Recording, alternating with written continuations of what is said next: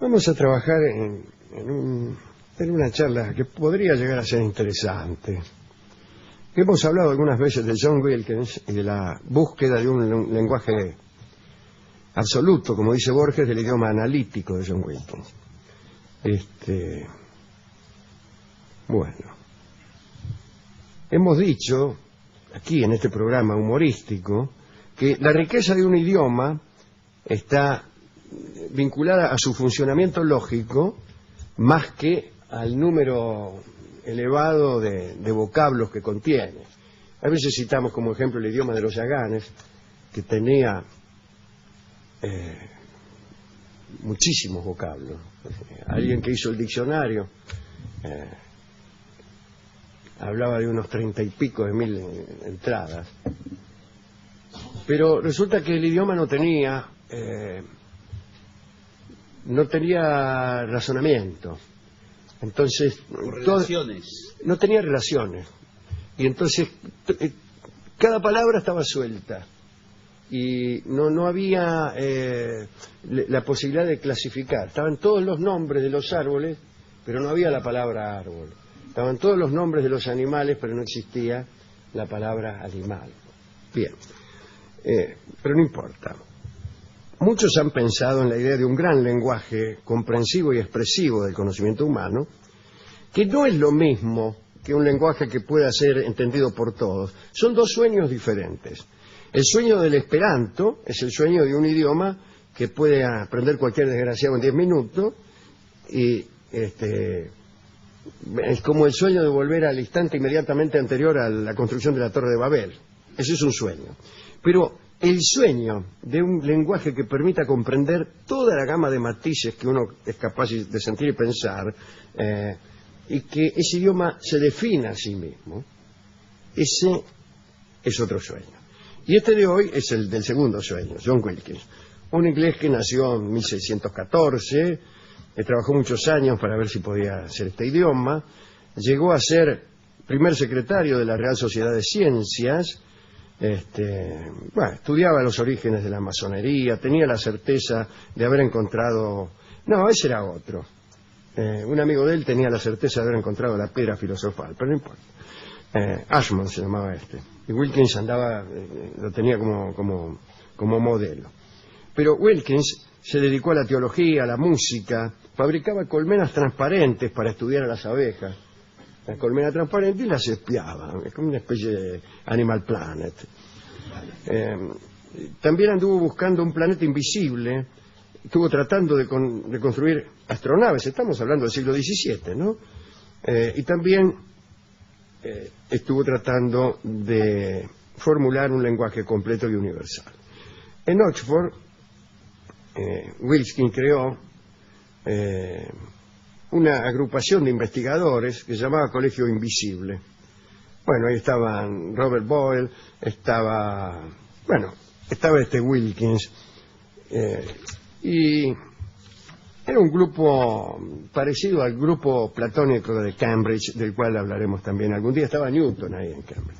Bueno, este grupo, el de Wilkins, reeditó textos esenciales de la alquimia en una colección de esas como las que hay ahora, ¿no? Ahí estaba Robert Boyle, publicó por esa época un libro llamado El químico escéptico, que, bueno, no importa, no tiene nada que ver con esto. Pero Wilkins trabajó 4 años en la búsqueda de esta lengua universal. Se publicó un escrito en 1668, 600 páginas, que permanecen en el más absoluto de los olvidos, y este olvido hubiera sido aún más fuerte de no mediar la intervención de Borges, que escribió el artículo El idioma analítico de John Wilkins. La ambición de Wilkins, insisto, era crear un sistema lingüístico universal en el cual cada una de las palabras se iba definiendo a sí misma y proporcionaba un conocimiento completo de la cosa representada. Vamos a ver qué es lo que quería Wilkins. Era un idioma que al oír el sonido ya sabías qué es lo que ese sonido representaba. Para eso dividió el universo en 40 categorías, subdivisibles a su vez en especies. Pero mejor vamos a contar la metáfora del árbol. A mí me gusta esto. Supongamos, yo que como es el árbol tiene un tronco, que el tronco se abre en ramas, las ramas se abren en ramas secundarias, terciarias, después tengan las hojas, que son muchísimas. Y a los efectos del pensamiento científico, cada hoja, dice Wagner, sería una parte de la realidad. Las hojas son la realidad. Y si usted retrocede, por ejemplo, retrocede hasta la primera rama, en la primera rama ya hay una idea que comprende a todas las hojas que de ella salen. Hay elementos comunes en esa primera rama. Y después, en una rama más gruesa, estoy yendo hacia atrás, donde hay elementos comunes a las hojas de esa rama y a las hojas de otra rama. Es decir, cuanto más atrás va usted, más grueso es el calibre. Todo esto parte de un tronco grueso y el calibre va bajando hasta que se encuentra con las hojas. Si las hojas son la realidad, solo las hojas, todo lo demás es elección de la inteligencia, es organización de la inteligencia. Por eso esta metáfora del árbol es útil para las clasificaciones. Una clasificación es eso, y si no, no tiene sentido. Si una clasificación es un mero enunciado de cosas que no tienen entre sí ninguna relación de causa, efecto y abarcabilidad, es un pan dulce, no es una clasificación. Borges solía recordar, antes de comenzar con esto, a una enciclopedia china en donde había una clasificación que decía más o menos así. Dice, los objetos se dividen en A, pertenecientes al emperador; B, embalsamados; C, amaestrados; D, lechones, sirenas, fabulosos, perros sueltos, incluidos en esta clasificación, que se agitan como locos, innumerables, dibujados con un pincel de camello de un solo pelo, etcétera. Entonces, esa no es una clasificación. ¿Cómo trabaja la ciencia en esto? Y bueno, resulta que podemos empezar con un tronco que se llama mundo vivo, ponele. Y ahí, rama primaria, superreino; otra rama, reino; tipo, subtipo, clase, orden, suborden; familia, primero superfamilia, familia; género, y ahí recién especie, y ahí recién el hombre. Quiere decir que son 10 grados. Wilkins había armado 40 categorías, subdivisibles a su vez, pero no tanto como 10 veces, sino 3 o 4. Ahora, por ejemplo, el primero el tronco tenía una D, suponete. ¿Y eso qué era? Un elemento. Tronco, elemento, D. Después, si le agregás una B, es el fuego, que es uno de los elementos. Y si agregás una A, es una fracción del fuego, o sea que es una llama. La palabra sería Deva. Cuando vos ves DE, ya sabés que es un elemento. No hace falta un diccionario para que te lo diga. Es como los números. La misma morfología de la palabra es su definición. Si una D, supongamos que lo inventamos de nuevo, ¿no? Y una D significa el mundo animal, y una E significa el tipo, tipo, clase, subclase, familia, su familia. Entonces vos escribís la palabra, ponele Soctulac, y sabés que eso es el hombre. ¿Pero por qué? Porque ya lo sabés. Seguís la clasificación letra por letra, y va avanzando esa clasificación como una definición. Claro. Las nociones más específicas serían palabras más largas. Exactamente. Y las nociones más amplias, palabras más amplias, palabras. Por ejemplo, mundo animal es una palabra sola. Claro. Es una letra sola, quizá. ¿Sí? No una palabra sola. Bien, de más está decir que hay infinitos infinitas objeciones que hacer. ¿Qué pasa con las partículas relacionales? ¿Qué pasa con ciertas cosas? Bueno, Wilkins trataba de remendarlos, y por ejemplo sucedía que en la octava categoría de las 40, que era la de las piedras, era muy insatisfactoria. Decía: piedras comunes, medianamente caras, preciosas, transparentes, insolubles. Se parecía a la enciclopedia china. Y después algunas cosas eran raras. Por ejemplo, la belleza, que era muy parecida a un pez ovoide, porque se había quedado un poco fuera de las 40 categorías y trabajaba medio mal, ¿no? Esta empresa de Wilkins tenía probablemente su raíz en una idea religiosa del lenguaje. Dios habla directamente a los hombres, les da a conocer las órdenes y sus prohibiciones. En el Corán también sucede esto. Los hebreos fueron aún más lejos en la mística de la escritura sagrada, ¿no? Hágase la luz, proviene de las letras mismas que componen la frase, decían los cabalistas, ¿no? Gracias a esas letras funcionaba el vocablo. El Dios de Israel creó el universo sirviéndose de los números comprendidos entre el 1 y el 10 y de 22 letras del alfabeto. Las dibujó, las grabó, las combinó, las permutó y produjo con ellas todo lo que es y todo lo que será, solo por las letras. Esto decían los cabalistas, que en cierto modo compartían la idea de Wilkins. Galileo decía, pero mejor Escoto, ¿no?, que era un cristiano, escritor cristiano de la Edad Media, decía que Dios escribió 2 libros y el segundo de ellos era el universo. El primero las escrituras, el segundo el universo. Galileo decía que no podemos comprender el universo sin antes haber estudiado la lengua y los caracteres en que esta lengua se escribe. Pero dice que la lengua del universo es la matemática y sus caracteres son triángulos, círculos y otras figuras, ¿no? Ahora bien, hay que decir ya que Wilkins estaba un poco loco. Sospechaba que los hombres llegarían algún día a la luna, como hemos dicho. Quería inventariar todo lo existente en el mundo en forma sencilla, pero no pudo hacer mucho. Este inventario universal es extraordinario, la idea, ¿no? Wilkins tuvo un discípulo que se llamaba Robert Heinlein, que había inventado el lenguaje acelerado, porque decía que la mente perdía parte de su sustancia al rozar con las palabras. Toda expresión, decía Heinlein, es mensaje de inteligencia y efecto de la lucha de la inteligencia contra los obstáculos del habla. Es decir, Heinlein decía que no se podía expresar todo lo que uno pensaba y lo que llegaba era bastante menos.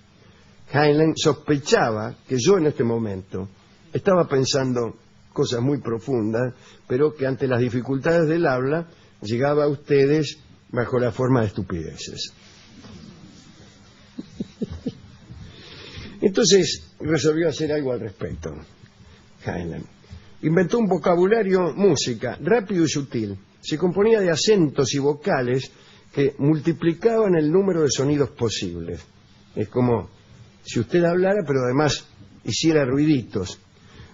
Lo bautizó Speedtalk, algo así como rap y palabra, y ahorraba tiempo además. Decía que todas las definiciones en este idioma eran complejas y no contradictorias. No existía la paradoja en aquel idioma, porque las paradojas surgen del conflicto que se produce en la mente cuando tiene que luchar contra el habla. En eso tiene razón. Tampoco existían en el idioma de Wilkins sinónimos. Un perro era un perro y no un can, un perro. Diría yo que tampoco existía la poesía. Claro. Que es llegar, que es angular la forma de nombrar. Es nombrar una cosa. Yo creo que la metáfora podría existir, porque vos podés, en el idioma analítico de Wilkins, decir un árbol es como, qué sé yo, como un hombre que no se mueve. Y podés decirlo, la metáfora igual es pésima. Sí, tendría como un sentido, digamos, la frase, pero hay que ver si Claro, el efecto poético se produce. Pues ¿no? si En la el comparación entre dos cosas se puede hacer. Sí. Lo que no se puede hacer es nombrar una misma cosa con diferentes palabras. Eso no se puede hacer en el idioma de... Porque no se pueden trastocar los significados. No, claro. Porque ya son. No, porque El los significado significados están dados por las letras que componen la palabra. Y no pueden ser otras. Son como las letras de la escritura para los cabalistas. Fatales, no se puede cambiar ni una. Bueno, hay una cita de Chesterton que nunca me ha gustado mucho. No Chesterton, sino esta cita. Que parece darle la razón a Heinlein. Y dice, el hombre sabe que hay en el alma tintes desconcertantes, más innumerables y más anónimos que los colores de una selva otoñal. Eso dice Chesterton. Y cree, sin embargo, el hombre, que esos tintes de los que hablamos son representables con precisión por un mecanismo arbitrario de gruñidos y chillidos. Eso es lo que dice Chesterton.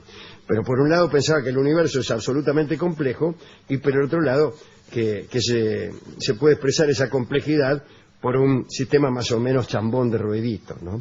Pero hay una trampa. Mientras la descripción de la variedad del universo tiene un matiz y se exagera esa variedad, por el contrario, la descripción del lenguaje menosprecia esa variedad. O sea, la pregunta es, ¿quién sabe si el universo es tan variado? Y vaya a saber si el lenguaje es tan monocorde, ¿no? También yo podría decir tendenciosamente que el 90 y tantos % del universo está compuesto por átomos de hidrógeno. Y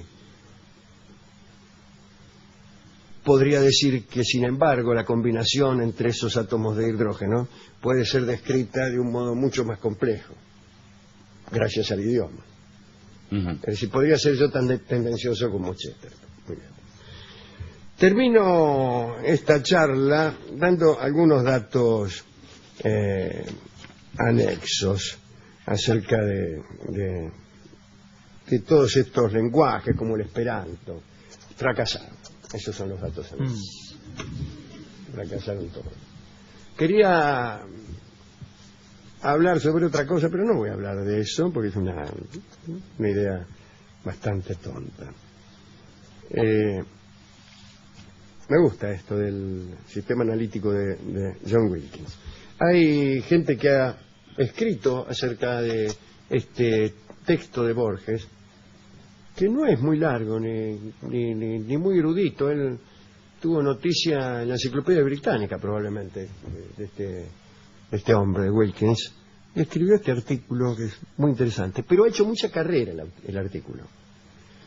Sobre ese artículo escribió Foucault. Sobre ese artículo escribió también Wagenberg, acabamos de leerlo, Umberto Eco. Casi todos los contemporáneos lingüísticos han prestado atención, más que a la idea de Wilkins, al desarrollo que Borges ha dado de esa idea, ¿no? Le voy a contar una última cosa que no tiene mucho que ver, pero sí tiene que ver, va a ver que sí. En algunas tribus sudamericanas, estoy pensando en tribus del Paraguay, creo. Esto lo dice Fraser, cuyo conocimiento del Paraguay podría no ser exacto. John Fraser, que de todos modos de estas cosas sabía mucho. ¿Pero viajó alguna vez a Paraguay? Sí, no importa. Probablemente sí, sí, viajó por todo el mundo. La rama dorada es el resultado de innumerables investigaciones, todas muy, muy serias y casi ninguna conjetura. Pero Fraser decía que, hablando de nombres tabuados y de palabras tabuadas, es decir, que no se podían pronunciar por razones de religión o de prohibición, que en algunas tribus a la persona que moría se le prohibía el nombre. Nadie, después de muerto alguien, podía utilizar ese mismo nombre. Se llamaba Juan, te morías y ya no había Juan. Y nadie podía recordarlo, pronunciar esa palabra, Se anulaba la palabra. Se anulaba la palabra. Con lo cual, cada nacimiento incorporaba un nombre más. Esto podría haberse solucionado. No otra cosa es un documento de identidad. Claro. No otra cosa es un documento de identidad. Es decir, el tipo que se muere no deja su número de documento a otro. No, todos tienen un número distinto, todos, absolutamente todos. Pero si cada vez que muere alguien tenés que dejar de pronunciar su nombre, eso ya es una cosa. Pero si además están tabuados los nombres de algunas cosas que desaparecen o que son consideradas de mal agüero, el idioma se va despojando, por un lado, pero también va creciendo por otro. Se va modificando mucho más rápidamente de lo que ya lo hace por naturaleza. Y en 3 o 4 generaciones llegarías a un lugar y no podrías comprender lo que se habla. Si fuera ordenada, por alguna razón religiosa, política, etcétera, la desaparición de palabras. Nosotros hemos tenido en nuestra historia algunas desapariciones de palabras. Por ejemplo, ¿O se las olvidó? Perón. La palabra Perón fue tabuada. Fue tabuada durante muchos años. Bien. Hemos ido a la discoteca y le hemos pedido algo sobre el discotecario, que ya sabemos la poca colaboración que pone.